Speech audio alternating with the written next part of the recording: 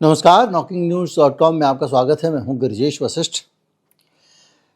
अफगानिस्तान और पाकिस्तान के बीच में जो जंग छिड़ी है, उसका भविष्य क्या होने वाला है, इसके संभावित कारण क्या हो सकते हैं और बवाल की जड़ क्या है, इसको आज हम समझने की कोशिश करेंगे। हम जानेंगे कि ये अजीब सा कदम पाकिस्तान ने क्यों उठाया। उस पाकिस्तान ने जो कल तक दुनिया के सामने कुछ और कहा करता था और आज उसने वो कर दिया जिसको लेकर वो रोया करता था। सबसे पहले शुरुआत करते हैं और समझते हैं वो घटनाक्रम जो ताज़ा हुआ है। ताज़ा खबर के मुताबिक अफगानिस्तान की तालिबान सरकार ने 58 पाकिस्तानी सैनिकों को मार दिया है और बड़ी संख्या में टैंक पाकिस्तान की सीमा पर खड़े कर दिए हैं। और ये टैंक पाकिस्तान को किसी भी तरह का जवाब देने के लिए खड़े किए गए। अब टैंक आए कहाँ से, ये बड़ा सवाल है, क्योंकि टैंक पाकिस्तानी सेना के नहीं है। टैंक छोड़ के गए अमेरिकी जाते जाते नहीं ले गए थे। दरअसल तालिबान की अपनी शिकायतें हैं, क्योंकि तालिबान के साथ बहुत सारे दगे और धोखे पूरी दुनिया लगातार करती रही है। दगे और धोखे ऐसे करती रही कि जो दोहा अकॉर्ड हुआ था, जो ट्रंप ने दोहा में इनके साथ समझौता किया था दोहा में, उस समझौते में ये तय था कि ट्रंप जो है संयुक्त राष्ट्र से अफगानिस्तान की तालिबान सरकार को मान्यता दिलाएंगे। उसका पालन नहीं किया गया। अफगानिस्तान का तमाम सारा पैसा दुनिया भर के बैंकों वगैरह में फंसा हुआ है, उसका पालन नहीं किया गया। और कुल मिला के जो सैंक्शन के दौरान जिन जिन चीज़ों को कब्जा कर लिया था दुनिया ने अफगानिस्तान की, वो लौटाया नहीं गया है। उसके बगैर सरकार चलाना उनके लिए मुश्किल हो रहा है। उनके ऊपर बहुत सारे दबाव दूसरी तरह के बनाए गए हैं और इस दबाव के बीच में डोनाल्ड ट्रंप क्या कर रहे हैं, वहाँ पर एक हवाई अड्डा है पुराना, ऐसा हवाई अड्डा जिसको अमेरिका ने एक बड़ा एयरबेस बनाया था। पूरे इलाके में कहीं पे भी अगर हवाई जहाज उड़ा के हमला करना हो तो इस्तेमाल करने के लिए भागे तो वो छोड़ के भी भाग गए। अब वो वाला एयरबेस ये वापस चाहते हैं। तो डोनाल्ड ट्रंप उस एयरबेस को कब्जा करने के लिए एक लगातार प्रयास कर रहे हैं। अब जब वो एयरबेस पे डोनाल्ड ट्रंप ने अपनी तरफ से इच्छा बताई बडगाम, तो एक टेंशन दूसरी हो गई है। टेंशन ये हो गई कि अगर डोनाल्ड ट्रंप ने दोबारा से इस अड्डे को ले लिया तो सबके सर पे नाच करेगा। तो भारत, पाकिस्तान, रूस, जितने इस इलाके के देश हैं, सारे लोग इकट्ठे हो गए और सब ने कहा कि किसी भी हालत में उसको नहीं करने देना है ट्रंप को।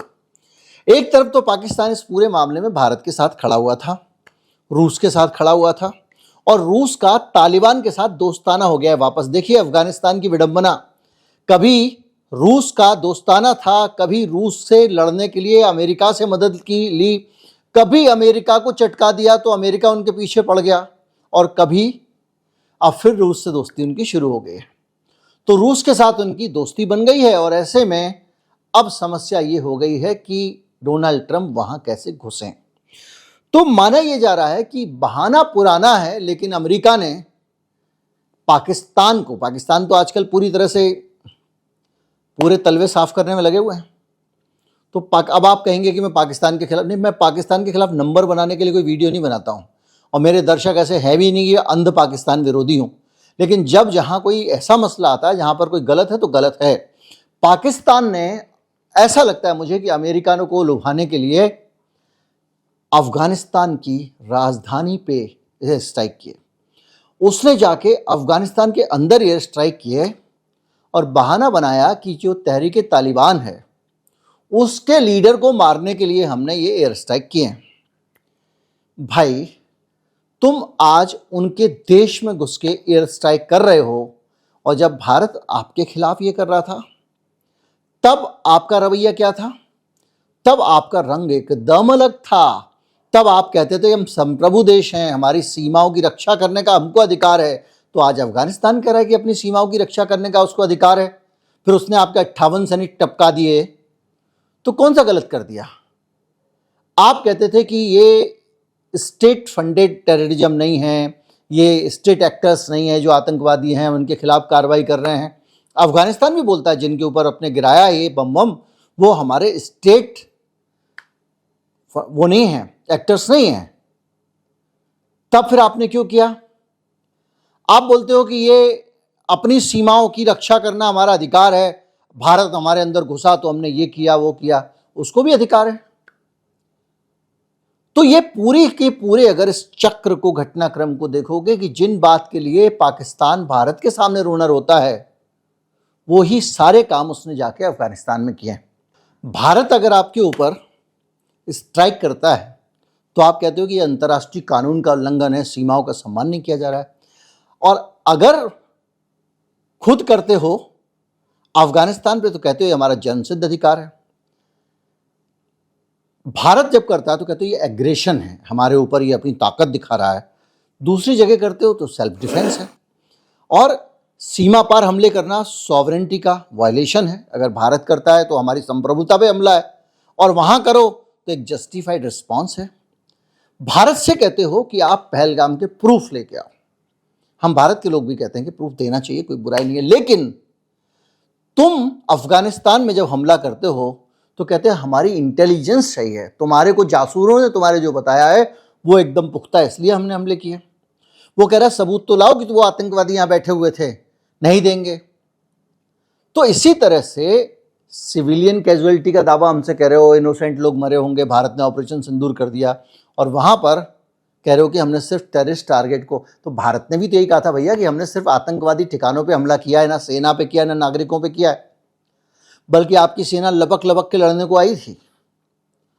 तो भाई मुझे ये बताइए कि ये जो ओवरऑल कैरेक्टर है पाकिस्तान का, इस कैरेक्टर का मतलब क्या है? अगर हम जियोपॉलिटिकल चीज़ों पर जाएं तो कोई भी देश जिसने अभी ऑपरेशन सिंदूर झेला हो, वो देश सिर्फ उन्हीं तर्कों के आधार पर अफगानिस्तान पे हमला कैसे कर सकता है जब तक कोई मजबूरी ना हो।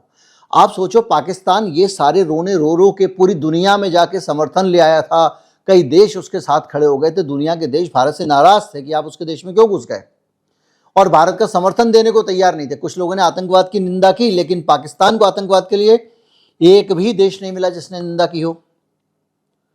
तो अब जो सिचुएशन बन रही है, उस सिचुएशन में ये कहां जाएंगे अब और क्या कहने जाएंगे? तो ऐसा बेवकूफ़ी का काम क्या इनको नहीं पता है कि हम ये कर देंगे तो हमारा ये पूरा तर्क धरा का धरा रह जाएगा? तो ये बेवकूफ़ी क्यों कर रहे हैं? निश्चित तौर पे ये किसी के दबाव में बेवकूफ़ी कर रहे हैं। तो जहां हमने बात शुरू की थी, वो बात कौन सी थी? वो बात थी डोनाल्ड ट्रंप वाली। लेकिन हमको ये समझना पड़ेगा कि पाकिस्तानियों से ये पंगा क्या है। बार बार अफगानिस्तान वाले, यहां तो हमारे भारत में बैठे हुए लोग तो ये मानते हैं कि सारे मुसलमान जो हैं वो सब के सब साथ में हैं और हिंदुओं के दुश्मन हैं, है ना? और जो दूसरे धर्म वालों को ये कर देते हैं वो कर देते हैं। हमारे यहाँ तो यही नैरेटिव चलता है सोशल मीडिया पे, यहाँ वहाँ।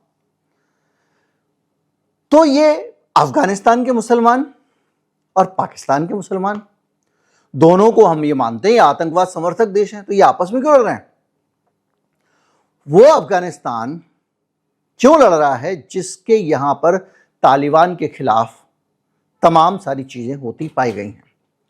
इसको समझने के लिए आपको थोड़ा सा चीजों को व्यापक समझना पड़ेगा। देखिए, अफगानिस्तान का कहना यह है कि ये पाकिस्तान ये इस्लाम के हिसाब से नहीं चलता है, ये मुसलमान देश नहीं है, और ये जो है अमेरिका का पिट्ठू है, ये पश्चिम का गुलाम है और पश्चिम के हिसाब से चलता है, ये मुस्लिम वैल्यूज़ को नहीं मानता है। ऐसा अफगानिस्तान के लोगों का कहना है, क्योंकि वो तो देवबंदी है, आपको पता है, अच्छे खासे सुन्नी मुसलमान हैं। पाकिस्तान के जो सुन्नी मुसलमान हैं उनको लेकर उनका रवैया फिर क्यों ऐसा है? दरअसल पाकिस्तान की सरकार का कैरेक्टर तालिबान अच्छी तरह से जानती है कि ये दुनिया भर में तो कट्टरता की इतनी बात करते हैं, ये शर्मिंदा ऐसे कानून बना रखे हैं पाकिस्तान ने जो दुनिया के गिने चुने देशों में बहुत कट्टर देश बन चुका है, लेकिन उसके बावजूद मुसलमान अफगानिस्तान इसको रिकॉग्नाइज नहीं करते। क्यों नहीं करते हैं? इसकी जड़ में है वहाँ के कुछ इलाके, जैसे बलूचिस्तान का एक ऊपर का इलाका और खैबर पख्तूनख्वा का एक इलाका, जो मैंने पिछली बार भी आपको बताया था, बल्कि पूरा पूरा खैबर पख्तूनख्वा वो अफगानिस्तान मानता है कि वो अफगानिस्तान का हिस्सा है, यहां तक कि वो गिलगिट बाल्टिस्तान का इलाका भी है। क्यों मानता है, इसको समझते हैं। दरअसल इसकी जड़ है एक डूरंड लाइन। किसी जमाने में एक लकीर खींची थी पाकिस्तान को अफगानिस्तान से अलग करने वाली लकीर तब जब पाकिस्तान बना भी नहीं था तो क्यों खींची थी? दरअसल अंग्रेज़ों को ये लगता था, भारत पे अंग्रेज़ों का राज था, कि रूस अगर से हमला करे तो बीच में एक बफर जोन होना चाहिए, बीच में एक ऐसा दूसरा देश होना चाहिए जो उसका मुकाबला करे, पहले रूस को उसको पार करके आना पड़े। तो एक पट्टी बनाई गई पाकिस्तान और ईरान की सीमा की तरफ। वो पट्टी इसलिए बनाई गई कि एक बफर जोन हो। अब उस पट्टी को भारत से अलग दिखाने के लिए एक लकीर खींच दी गई, लंबी, बड़ी लंबी लकीर है, उसको लेकर अलग अलग संख्याएं हैं, कोई कहता है 2500 किलोमीटर है, कोई कहता है 2000 किलोमीटर है। लेकिन उसको आज की तारीख में अगर पाकिस्तान वालों से पूछोगे तो वो पाकिस्तान अफगानिस्तान का पूरा बॉर्डर है। अफगानिस्तान वालों से पूछोगे तो ये कहेंगे ये जो लकीर खींची है, ये लकीर अंग्रेजों की खींची हुई लकीर है, ये लकीर हम नहीं मानते हैं। क्यों? क्योंकि उनका कहना यह है कि हमारे जैसे लोग उधर भी रहते हैं इस लकीर के, यानी सिंध नदी से लेके पूरा का पूरा अफगानिस्तान का हिस्सा है, ना कि पाकिस्तान का। और इसलिए है क्योंकि वहां पर पश्तो बोलने वाले, हमारे जैसे कल्चर वाले, हमारे तरीके से चलने वाले लोग रहते हैं। और यहां तक कि उस जगहों पर पूरा जो सिस्टम है वो बुजुर्गों की बैठक में फैसले लिए जाते हैं समाज के, उस तरह का एक कबीलाई सिस्टम काम करता है। तो ये जो कबीले सिस्टम है ये अफगानिस्तान में भी, दूसरी सब जगहों पर ये सिस्टम है। अब इस सिस्टम को तोड़ना चाहते हैं कौन? उसको तोड़ना चाहते हैं हमारे पाकिस्तान के लोग। कैसे? ये चाहते हैं कि उनको ख़त्म कर दिया जाए। तो क्या हुआ कि वहाँ पर एक बना हुआ था फेडरली गवर्न, मतलब केंद्र सरकार जो पाकिस्तान की है उसके शासन वाला एक स्वतंत्र क्षेत्र, जहाँ पर सारे के सारे ये कबीले रहते थे या आदिवासी रहते थे या कुछ भी समझ लें आप। बाद में इन्होंने क्या किया, पाकिस्तान ने चाल के साथ में उसको खैबर पख्तूनख्वा में मिला लिया, यानी अपने एक राज्य में मिला लिया। अब खैबर पख्तूनख्वा में मिलाने के बाद में वो लोग और नाराज हो गए और वो अपनी आज़ादी की लड़ाई लड़ रहे हैं। पिछले दिनों मैंने एक वीडियो बनाया था कि किस तरह से वो इनके सैनिकों को पीटते हैं, मार देते हैं, क्योंकि वहाँ के कबीलों को लगता है कि हमको गुलाम बनाया जा रहा है। दिक्कत ये है, एक ही परिवार के 4 लोग उस तरफ है डूरन लाइन के, 4 इधर हैं। अंग्रेज लोग तो बांटते ही इस तरह से थे कि जिंदगी भर आदमी लड़ते लड़ते मर जाए। भारत के केस में भी यही किया। पाकिस्तान कैसे बनाया, एक तरफ बांग्लादेश, एक तरफ पाकिस्तान। वहाँ फिलिस्तीन को कैसे इजराइल को और फिलिस्तीन को घेर घार के बना दिया, एक तरफ बीच में फिलिस्तीन और 3 तरफ इजराइल। भारत में अच्छी सरकार थी, नेहरू जी की शक्ति थी कि पाकिस्तान, और इंदिरा गांधी की शक्ति की पाकिस्तान हमको घिसड़ घिसड़ के, हमको छोटा कर करके हम पे कब्जा नहीं कर पाया। इजराइल में उल्टा किया, इजराइल ने फिलिस्तीन को पूरा का पूरा समेट दिया बीच में, और अब तो उसके अस्तित्व पे ही खड़ा हो गया झंझट। खैर, तो इसको लेकर सारा विवाद है। वो ये कह रहे हैं भैया कि हमारा जो, हमारे जैसे लोग, हमारे लोग रहते हैं आपके पाकिस्तान के अंदर, हम इस सीमा को नहीं मानते, डूरन लाइन है। पाकिस्तान कह रहा है यही हमारी सीमा है। पाकिस्तान का लॉजिक कुछ और है, वो ये कहता है भाई हमको तो पहले से सीमा बनी हुई मिली है, हमने तो बनाई नहीं है। ये पहली चीज़। अंतर्राष्ट्रीय समझौता कोई हुआ था पुराने ज़माने में, उसके हिसाब से भी भैया यही मानना था अफगानियों ने, इसलिए अफगानियों की सीमा है। अब दिक्कत क्या हो रही है कि ये जो सीमा है, जब अफगानिस्तान का क्राइसिस हुआ था तो उस दौरान बड़ी संख्या में लोग शरण लेके पाकिस्तान के, इस तथाकथित पाकिस्तान के इलाकों में, क्योंकि अगर आप किसी अफगान से पूछेंगे तो कहेगा तथाकथित सीमा है, सीमा नहीं है, तो वो आके यहाँ पर बस गए थे। अब क्या कर रहा है कि पाकिस्तान कह रहा है जाओ भागो यहाँ से, उन पे दमन कर रहा है, उनको निकाल रहा है, ये कर रहा है, वो कर रहा है। तो और गुस्सा हो रहा है और गुस्सा भड़क रहा है। तो ये पूरा का पूरा एक क्राइसिस चल रहा है। इस क्राइसिस के बीच में पाकिस्तान ने जाके अफगानिस्तान की संप्रभुता पे कर दिया हमला, उनके अंदर कर दिया खेल। अब देखिए, भारत में जब ये आते हैं तो इसका मतलब समझिए, तालिबान का विदेश मंत्री भारत में, तालिबान ने अभी उसको देश की मान्यता नहीं दी है, बावजूद उसके कि उस समझौते में अमेरिका ने लिख के दिया था उनको। मैं आपको पूरा वीडियो बना चुका हूँ उस पर, बहुत डिटेल से वीडियो बनाए थे जब अफगानिस्तान से भाग रहे थे अमेरिकी। तो अब भारत में वो आ गया है, भारत में आ गया है, भारत की सरकार से वो लोग मंत्रणा कर रहे हैं, बातचीत कर रहे हैं, और एक आध ऊंची नीची चीज़ भी हुई, जैसे महिलाओं को प्रेस कॉन्फ्रेंस में घुसने दिया, उस पर भी भारत सरकार ने कोई उनसे पंगा नहीं लिया। दिक्कत ये है कि भारत का अफगानिस्तान के साथ सीधा संपर्क नहीं है कोई। हमको अगर अफगानिस्तान में जाना है तो पाकिस्तान के अंदर से घुस के जाना पड़ेगा, बड़ी सीधी सी बात है। या पीओके के अंदर से जाए तो वो भी पाकिस्तान के कब्जे में है। तो इसके लिए ये चाबहार पोर्ट बन रहा था, अगर ये बन जाता, जिसको ट्रंप ने अभी ब्लॉक कर दिया, तो क्या होता कि हम चाबहार पोर्ट से ईरान के अंदर से अफगानिस्तान सीधे पहुंच जाते, हमको पाकिस्तान के ऊपर से नहीं निकलना पड़ता। अब वो रास्ता बनने नहीं दिया ट्रंप ने। तो जो सिचुएशन है वो ये है कि अभी कुल मिला के अफगानिस्तान छोड़ेगा नहीं इनको। अगर आप बयान सुने उनके विदेश मंत्री का तो वो तो और भी डराने वाला है। वो ये कह रहा है कि भाई साहब, हमको तो नाटो नहीं हरा पाया, हमको तो अमेरिका नहीं हरा पाया, हमको तो रूस नहीं हरा पाया, दुनिया में हमको कोई नहीं हरा पाया, तुम्हारी हैसियत क्या है। तो सरल तरीके से आप पूरा एक मसला समझ गए होंगे, और मसला सिर्फ ये है कि पाकिस्तान ने अपने पाँव पे कुल्हाड़ी मार ली है। अभी ये पूरी दुनिया में जाके रोता था कि हम सर्वभूम देश हैं, भारत ने हमको अंदर घुस के हमारे ऊपर हमला कर दिया। तो अब ये रोना इसका बंद करना पड़ेगा इसको।